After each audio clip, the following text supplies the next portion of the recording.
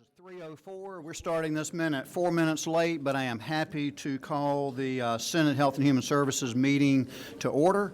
And Reverend Jackson, Senator, would you mind bringing us some grace today? We certainly need that.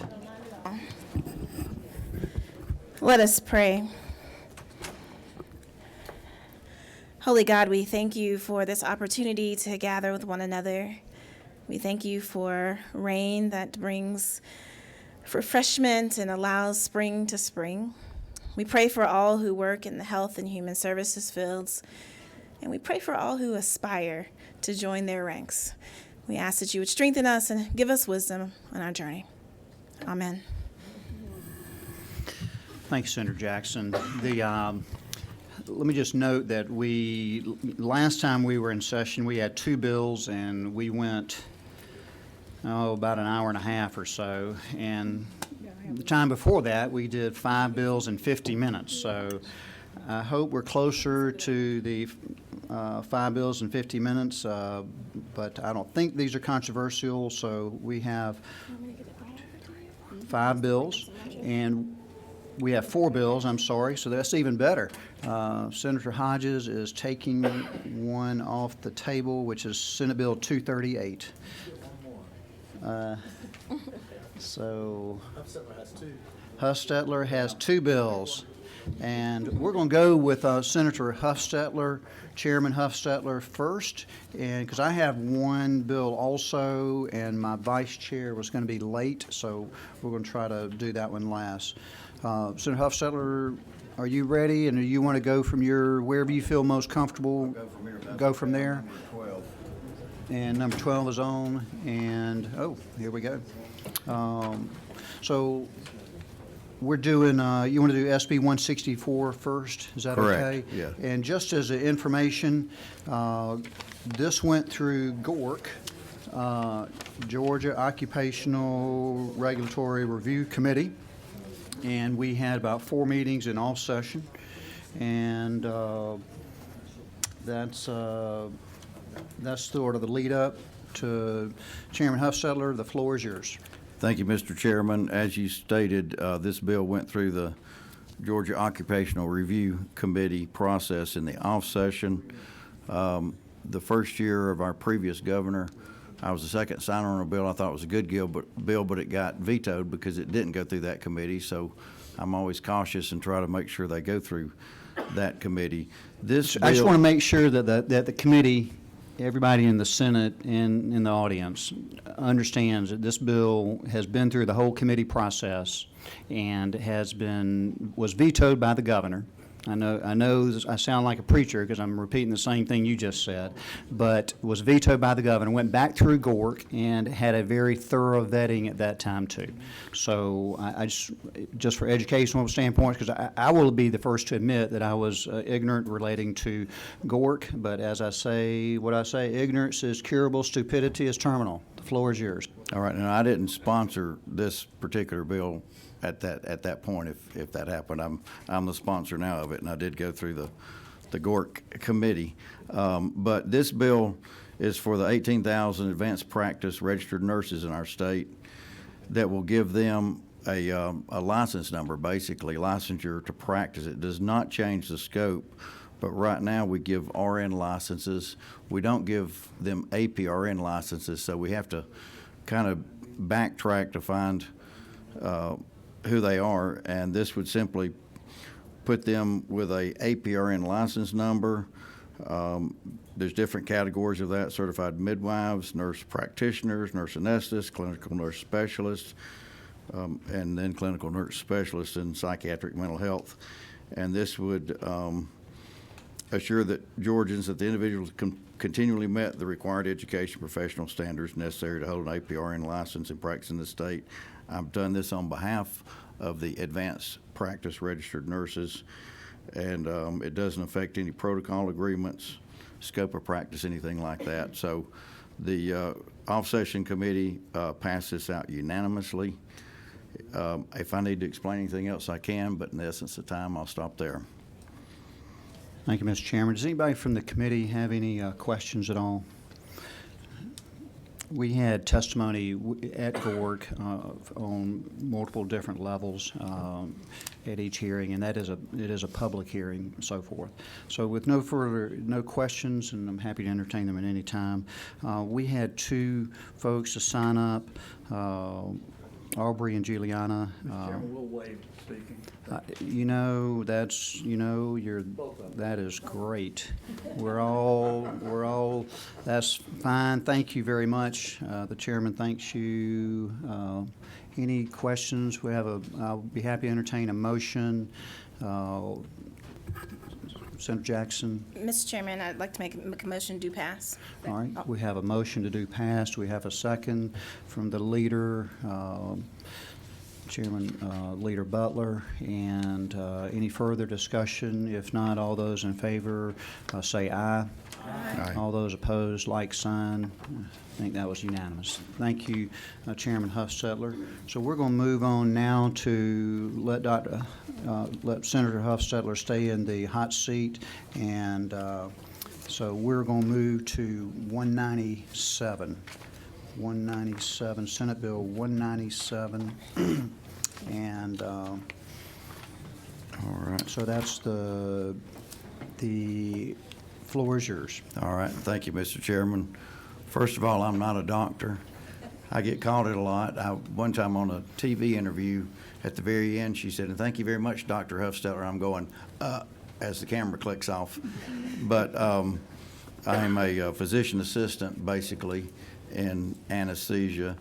And this is just simply to say that we all will be giving our titles to patients, that any advertising done, we will be honest and say what our degree is and how it specifically, it's got to relate to the practice we're doing if we're advertising for it.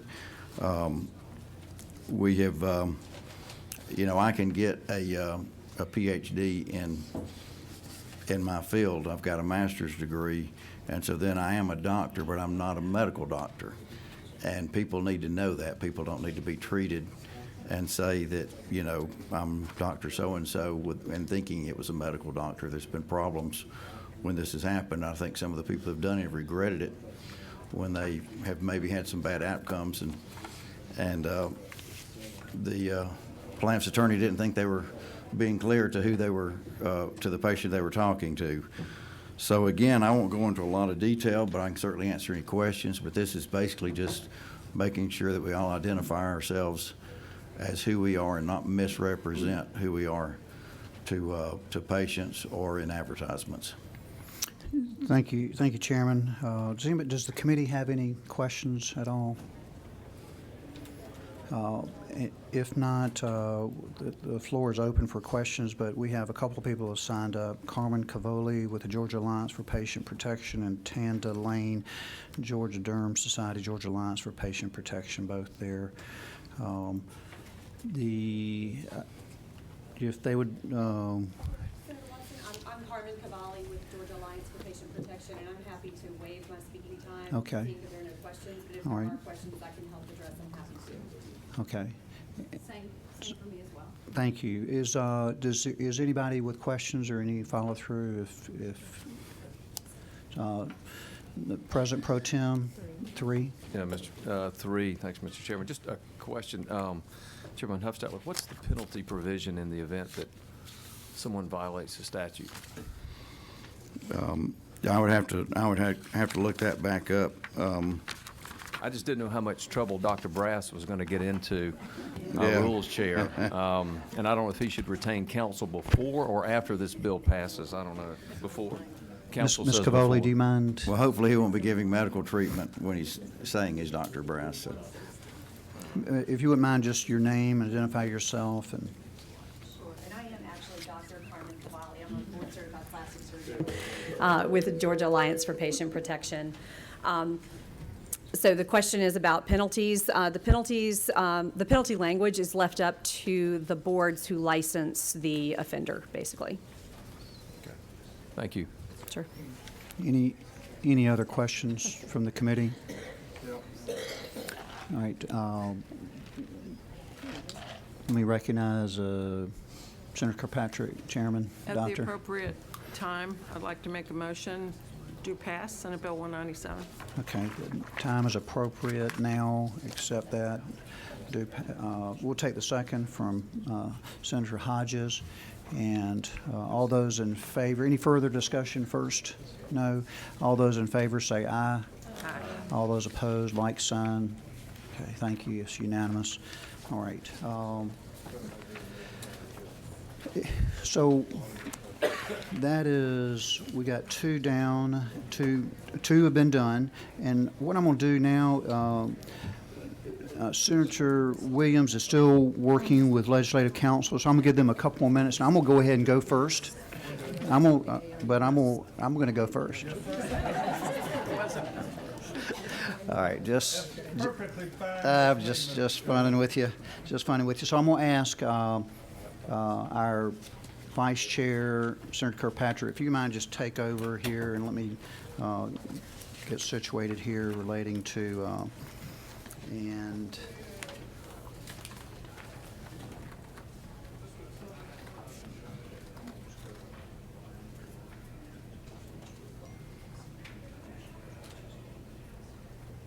Why don't you go first, Mr. Chairman?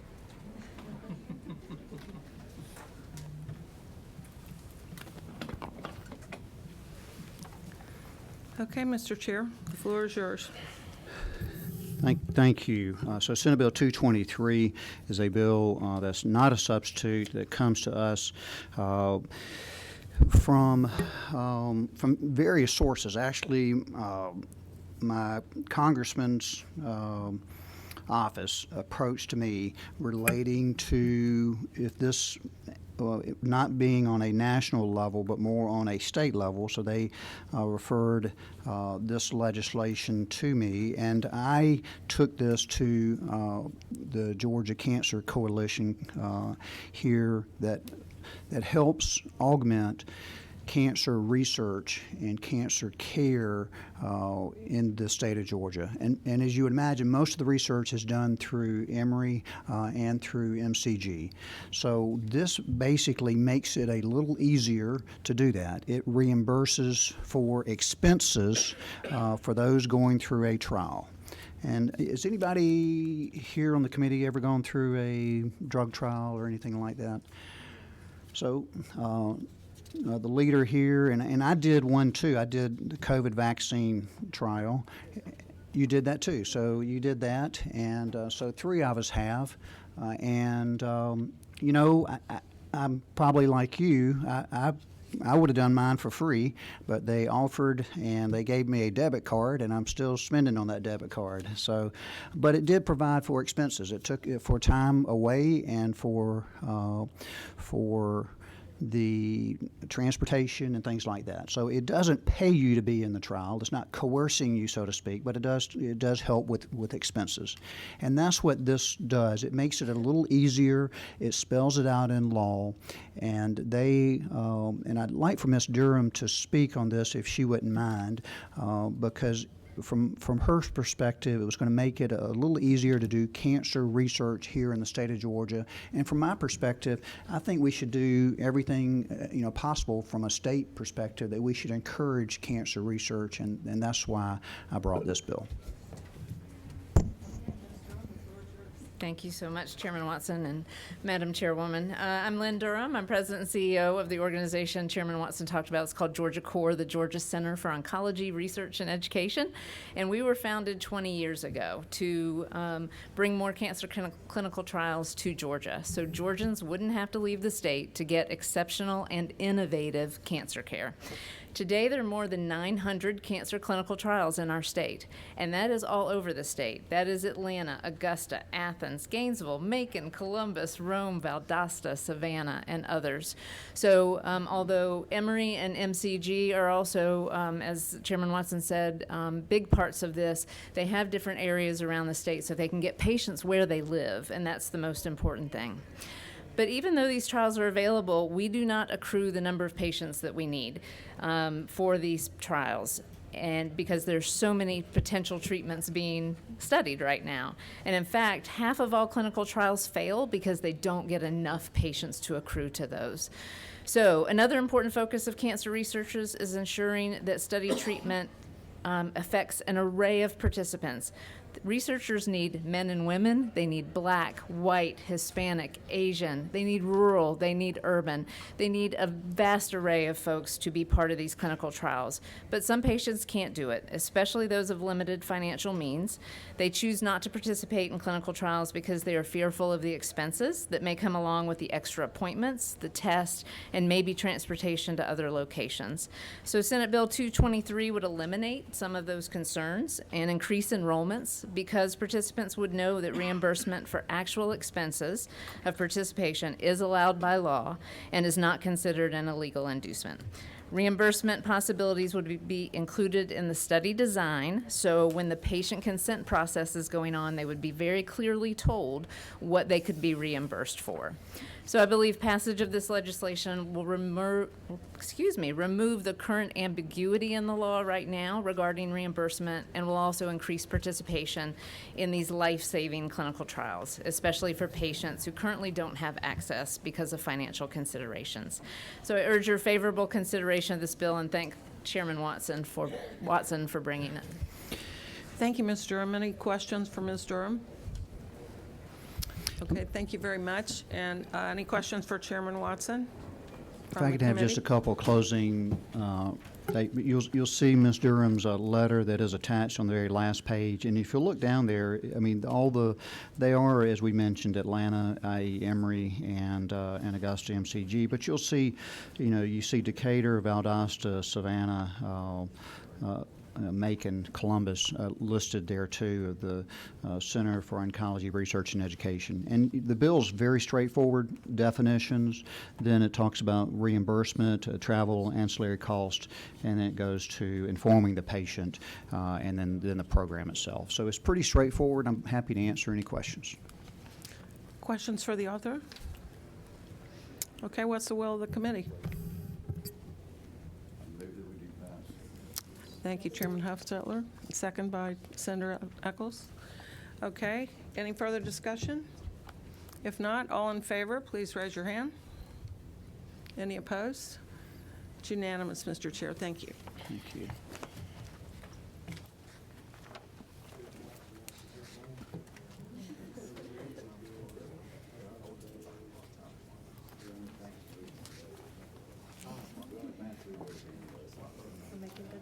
Yeah, we could have done more, couldn't we?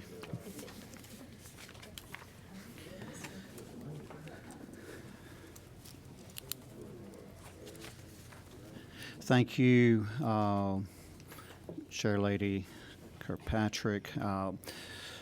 Senator Williams, we have you have Senate Bill 168, and you have an amendment. If you wouldn't mind talking about the bill and then your amendment. I know that you and our legal counsel have been working on that, and we had previously discussed that, and sounded like a very friendly amendment to clarify things. The floor is yours. Thank you, Mr. Chairman. Yes, sir, this bill just allows chiropractors to also file a lien to get paid. They just fall in line with hospitals, doctors, burn centers, other areas. And this amendment would go between line 132 and 133. It would be 44-14-476. And it Would you repeat that one more time? It goes what line? between 132 and 133. It would be another paragraph there. And it would read, after settlement or judgment, if no agreement is reached within 30 days, the case will go into binding arbitration, and all parties shall share equally in the cost of the arbitration. And this is as to distribution of the award.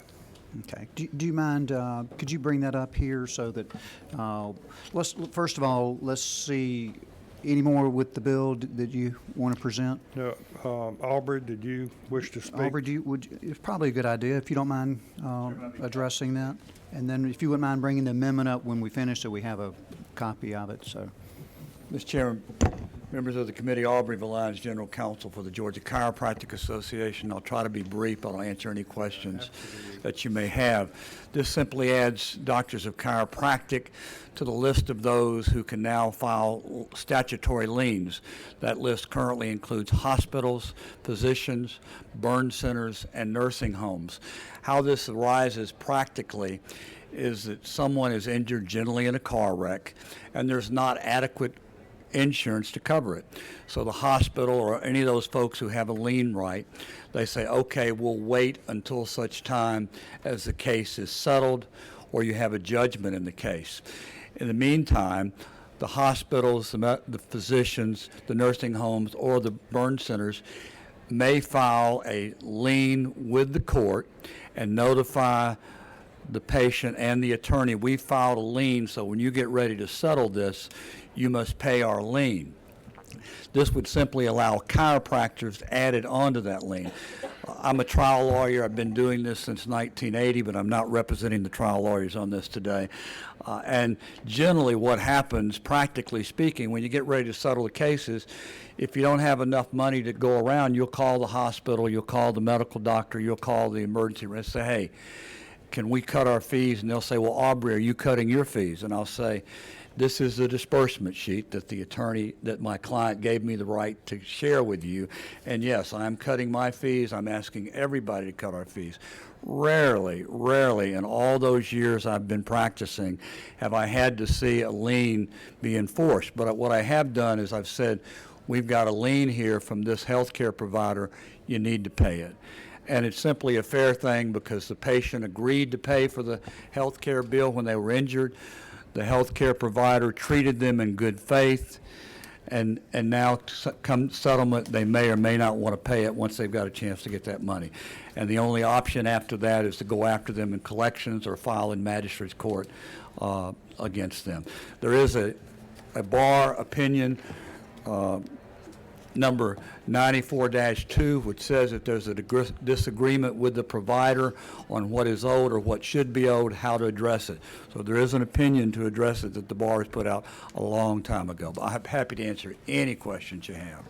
I think you do have a question. Yeah, sorry, and Yes. this may be for the author of the bill. I'm having trouble finding the language about arbitration in here. So, That's part of the amendment that we're just adding. so we have the amendment. We'll, Okay. are you okay to read it? Sure. Okay, here we go. We're going to read that again one more time, and, Okay. Oh, I don't know if it's on. Let me see if I can get it to me. Okay, so it adds on line 132. Be right after one. After 132, it's going to add in a new code section, and that code section is going to say, after settlement or judgment, if no agreement is reached within 30 days as to the distribution of the award, the case will go into binding arbitration, and all parties shall share equally in the cost of such arbitration. all right, so we had legal counsel do that, and we got three lawyers to my left, and they got quizzical looks on their face, and they are, so, yes, Mr. Pro Tem is on 3.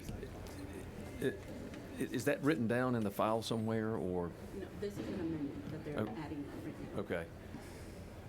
You want to read that one more time? Please, if you would, yeah. Okay. So, after settlement or judgment, if no agreement is reached within 30 days as to the distribution of the award, Slowly. the case will go into binding arbitration, and all the parties shall share equally in the cost of such arbitration. And I will read it one more time. Yeah, okay. After settlement or judgment, if no agreement is reached within 30 days as to the distribution of the award, the case will go into binding arbitration, and all the parties shall share equally in the cost of such arbitration. All right, so we got questions with this, so Chairman Kirkpatrick's already asked a question, so I'm going to let her follow Follow up, and up. then we'll, So, in my orthopedic practice, we frequently took care of people from car wrecks and lots of different injuries, and we were not interested in doing liens because of waiting for 2 or 3 or 5 years for the case to be resolved. And so many times the attorney that was setting the treatment up would pay in advance for the service. And then I'm just wondering how that works with this arbitration section. If there are providers who have already made some other arrangement, how would that impact that? Because they're a party, I would. You're right. Most doctors and most people don't want to go through the lien process.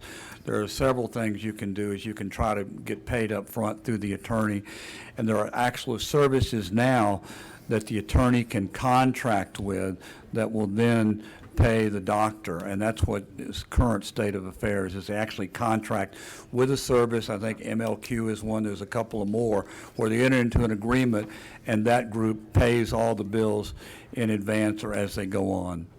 Thank you. And my understanding, correct me if I'm wrong, but part of the reason is that physicians are able to do this is that they have the ability to do the lien and quote unquote catch the money at the end. And am I wrong or right on that?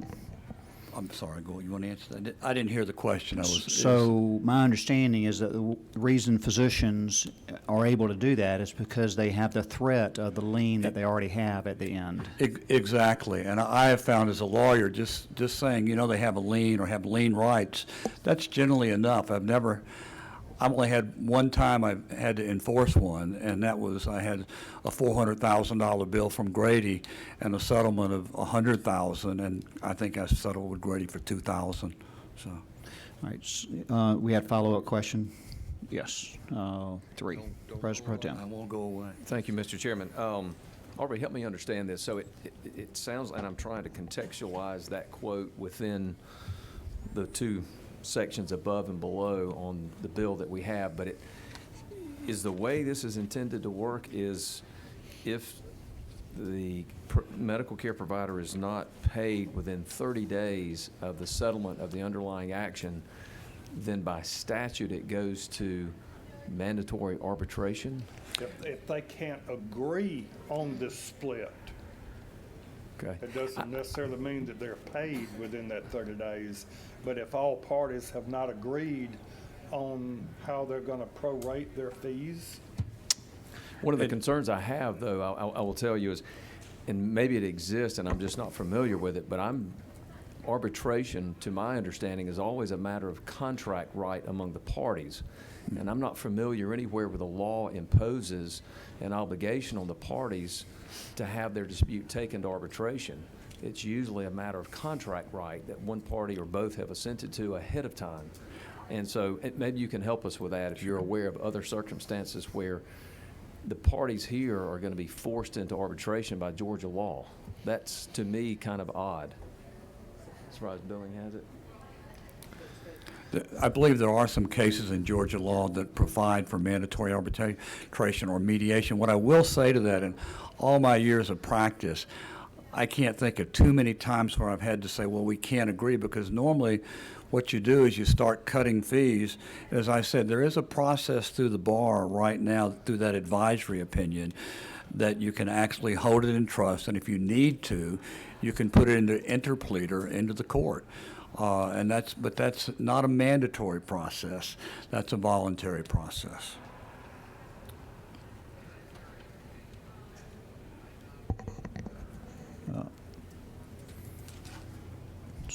Governor's Floor Leader Hatchett.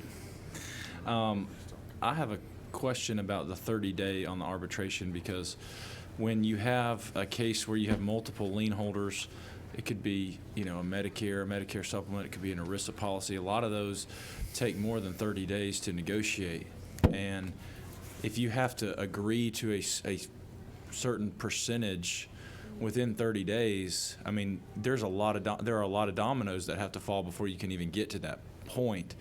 I think 30 days is too quick. I also have some pause with the mandatory arbitration as well. Can you address that, or are you? I'm sure you're familiar with sometimes how, especially if there's a minor involved and you have to get the minor settlement approved by the courts, which oftentimes takes longer than 30 days. I mean, This is a pretty strict rule here. And sometimes there's substitutions for there's deaths. I agree with that. You said you're going to be easy on, remember that? I know. I'm sorry. It's the amendment. I didn't see the Yes. amendment. We support the amendment, although we did not propose or draft it. If in the wisdom of the committee or whomever is pushing the amendment wants to extend that time, we have no problem with that to a greater time. But I recognize the issue, particularly when minors are involved, and not going to deny that. Would 60 days be reasonable? I would think 90 would be more reasonable. 90 would be I would closer. say 90 would be more reasonable. And again, I think it'd be more reasonable. And I don't think the person who proposed that amendment ultimately would object to No, it, even though I I- can't speak to them. I don't think they would either, and I think 90 would be reasonable. But let's finish questions first, and then we can go with changes.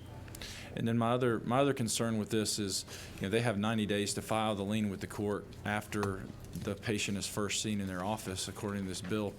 One issue that I've run into in my practice, and something I think is of concern, is if you try to get a patient's insurance company to cover the treatment,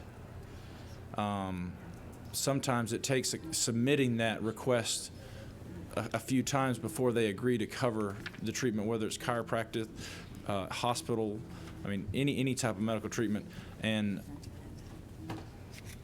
requiring them to file this lien within 90 days, or even opening this up to the ability to file a lien. I think that's going to discourage the providers from advocating for their patients to get their insurance companies to pay for the treatment that they're receiving. If I may respond. Yeah. 90 days is the current law. We're not changing that at all. That's what happens now with hospitals, nursing homes, burn centers, and physicians. They have 90 days to file that from the time they start the first treatment. And again, we're talking about being against the tortfeasor, not med pay or major medical. This is the So it's tortfeasor. after the settlement or judgment. Oh, no, this is filing the, you're talking about filing the lien. He's talking, Senator's talking about a different situation. That's the current law, 90 days, and you must, and before you even file the lien for 90 days, 15 days prior to that, you must notify the attorney and notify the patient. But that's the current law. We're not changing that at all. If I can, Mr. Chairman, is there anything in the law right now that requires medical providers to bill insurance companies first if the patient does have health insurance, or can they jump straight to filing the lien?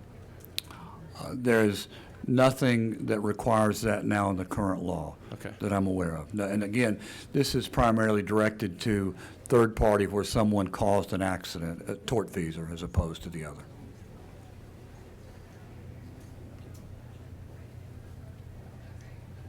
All right, do we have any other questions or discussion? Number 12. Chairman Hosa. Thank you. We normally have our legal counselor as Betsy here, but we've got Vince here, which is actually good because he was the one that drafted up the surprise billing legislation, and he has another tweak coming from the House to us, from some things over the years. But in that, we had baseball arbitration, and we had that the loser pays. I'm just concerned, a lot of what we looked at then was that somebody could be stuck with bills, and it could actually be used as an instrument against them. Like, I can afford the arbitration, they can't, so they'll settle because they'd rather not have to pay the cost of arbitration even if they win. So I've got concerns about the arbitration part being added in here, I guess. Let me just help me understand. So this is after the settlement or judgment, so they have money. So There is money there. they at that have point. money to pay the bills. Yeah, this is after the judgment. Come to the mic, or please. After the award, and the money is sitting there with the attorney, and they're trying to get all the parties to agree on their fee if they have to reduce it. So that's what this bill does. That's what this amendment does. All right, Senator Hodges, another governor's floor leader. Here we go. All right. And you said that if you did go to arbitration, the cost of arbitration would be shared equally among the parties or pro rata to the Equally settlement? among the parties. So if you've got a hospital with a $200,000 bill and you've got a chiropractor with a $10,000 bill, and they can't agree for some reason, and you're gonna split the cost equally between the parties or pro rata to the, It's my understanding the arbitration would take place between the provider you could not agree with. You know, generally you've agreed with the other provider, but if you didn't agree with the chiropractor, that's what you'd be mediating or arbitrating on that. so from that standpoint, the equal participation is fair. Okay. Any other questions? Senator Chairman Walker and Brass, who wants to go first? That looks like, I mean, just as a layperson sitting here, sorry about that. what if, I mean, would it be okay not to have the amendment? I mean, the amendment seems to be causing a lot of consternation. I would lead that to the author of the bill. He's the one who brought it, and it's actually brought by others, so. The reason for the amendment was an attorney was afraid that it would bottleneck and would hold up getting the case settled and getting everybody to agree on their fair share of the award or settlement. So that's why that came up. It was not a chiropractor. It was a doctor and a chiropractor. Yeah, it was. Chairman Brass, you have witness one. Thank you, Mr. Chairman. So I saw the word licensor in this bill. Did this go through GORC? No, sir. Okay. No, the amendment didn't either? No, sir. Okay, just checking. It went through Rick and Aubrey. And Legislative Council. I got you. All right. Any other questions or concerns? All right. Okay. So this is hard to follow because we don't have the amendment in front of us, but to be clear, this amendment would apply to all parties, so the physicians, the chiropractors, like we're changing this for everybody who currently can have a lien, or is this specific to only the chiropractors now? It would be everyone that has the lien. So has this been creating a chiropractors, the doctors. problem for people?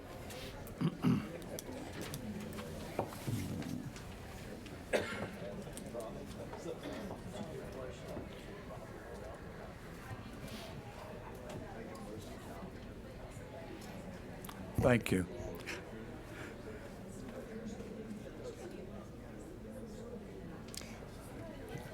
Senator Strickland, I don't have any opposition to that if you would like to do that.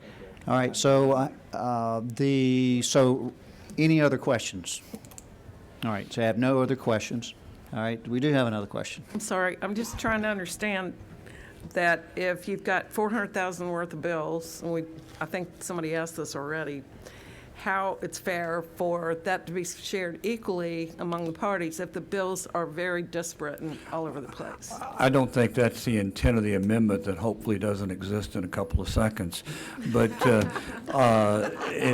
I think the intent would be that $400,000 bill would be if it was a hospital, that's who you'd be dealing with on that. If it was a medical doctor, you'd be dealing with the chiropractor. But I'm hoping I won't have to deal with that in a few seconds. All righty. So I think, the will of the committee at times, sometimes the committee process does work. I can't predict how this one's going to go, but I haven't been accurate in the past either. But so the posture we're in now, unless there are any further questions, is that we are on LC 44-2275. And that's Senate Bill 168. And we have a amendment. Let's discuss the amendment. Any further discussion on the amendment? I tell you what, actually, I take that back. Been doing this for 4 years, and I'm discombobulated. We need a motion to do pass first. Motion do pass, and second? Have a second, so it's been seconded. Now we need to take up the amendment. nobody's introducing the amendment? Great. All right. Offer the amendment.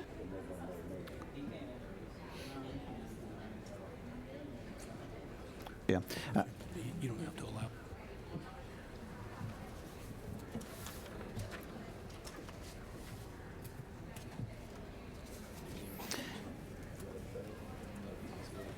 Senator Williams, I think it'd be wise for us to address the amendment. Would you like for us to address the amendment? Please do. Okay, so please, he's asking us to, so I'll make the motion for the amendment, and would you mind reading the amendment one more time? Okay, so the amendment would add a new code section which states, after settlement or judgment, if no agreement is reached within 30 days as to the distribution of the award, the case will go into binding arbitration, and all parties shall share equally in the cost of such arbitration.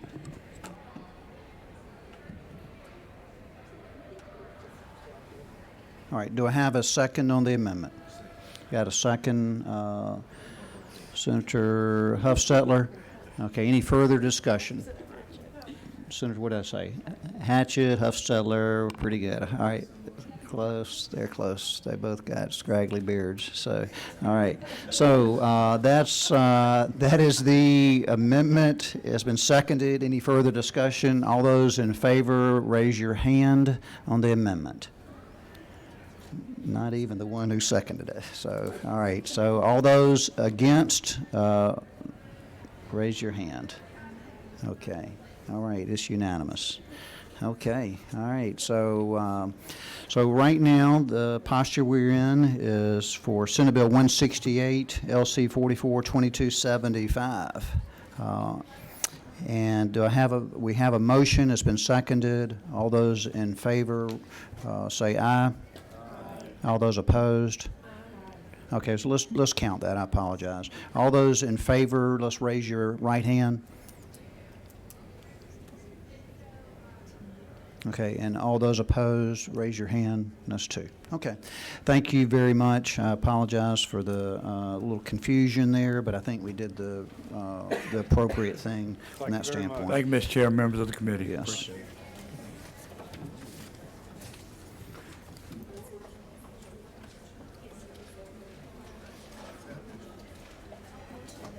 Okay, so